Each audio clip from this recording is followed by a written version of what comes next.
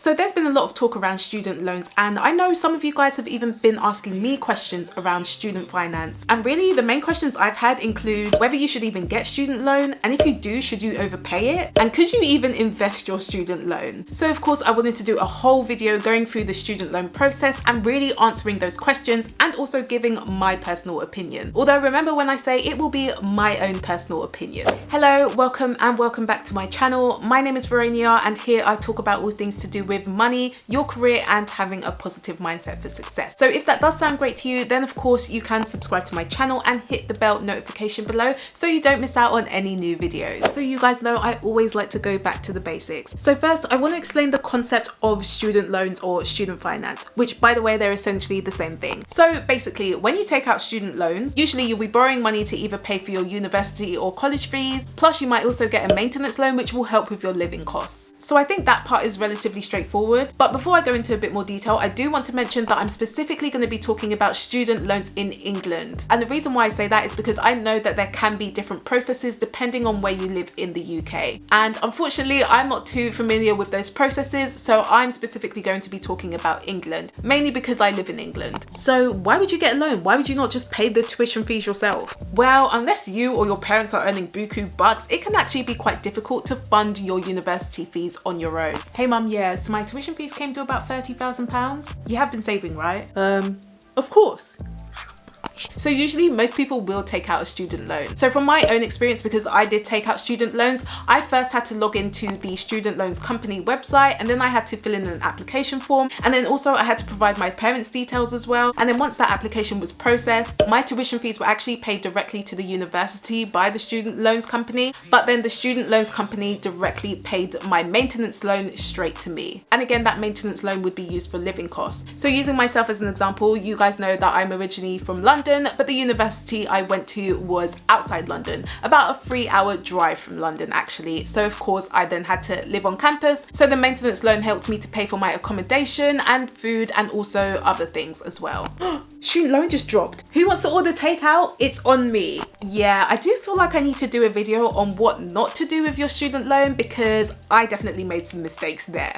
Okay, Verania, we definitely get the picture now. But I've heard you talk about paying off debt a lot. So shouldn't we try to avoid taking student loans? Or if we do take it, shouldn't we be trying to pay it off as soon as possible? Okay, so I think this is where there are a lot of misconceptions. Now, I do think a lot of people, especially parents, do really get worried when they hear that their children are having to take on all of this student debt, because essentially they have no idea how their kids are even going to pay for it. But the reality is when you do have to pay your student loan, you are paying a percentage of what you earn and not a percentage of the student loan itself. And that will usually be after you've graduated. So even if you have like £60,000 in student debt, how you will pay for that debt isn't through the percentage of the debt itself, but a percentage of what you actually earn. So at the time I'm recording this, currently, if you actually earn over, I think it's £2,214 a month. So I think that's equivalent to about £26,575 per tax year. Then you would be paying 9% of everything you earn above that number. And actually after doing a bit of research, I think that threshold will be increasing next year. So from April 2021, I think the threshold will be increasing to about £27,295. Now I think it's worth noting that if you're getting student loans within the UK, specifically in England, it is very different from the US. So when you hear about the student loan system in the US, they have an entirely different process. And I think that's why you'll hear a lot of people trying to avoid student loans in the US as much as possible.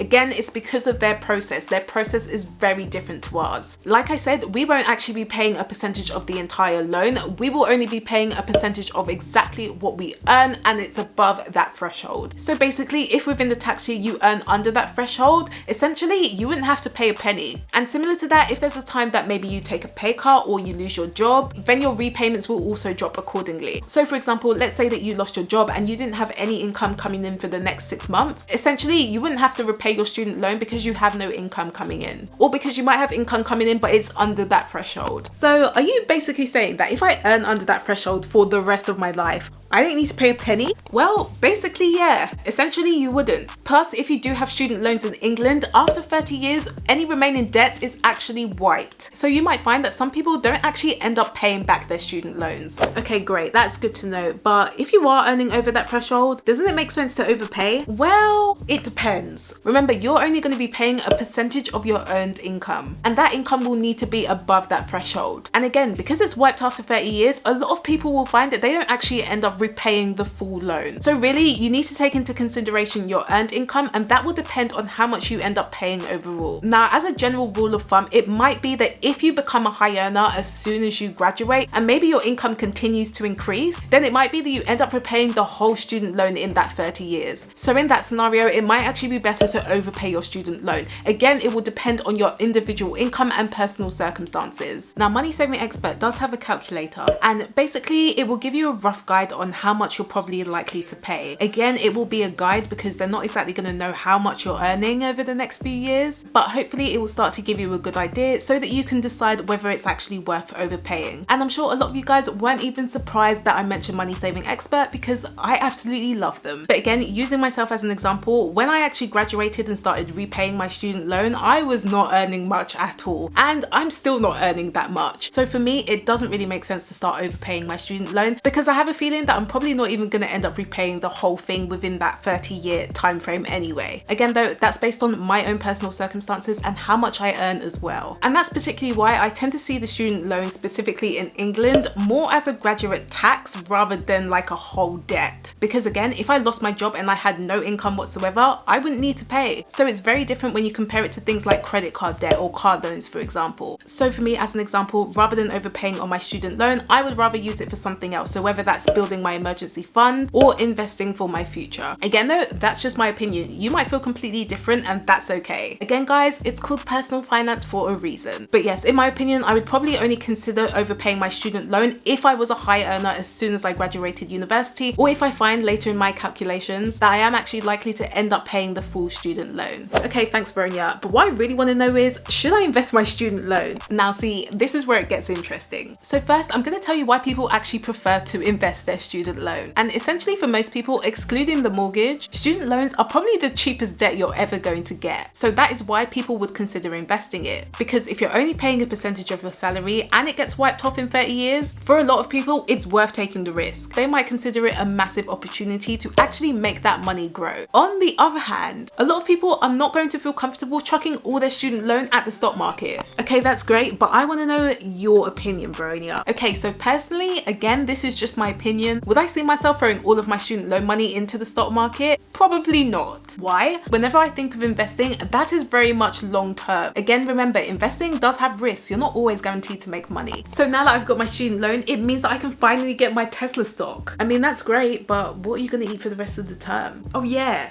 I already bought it. It's fine, I can just sell it. It's gone down 30%.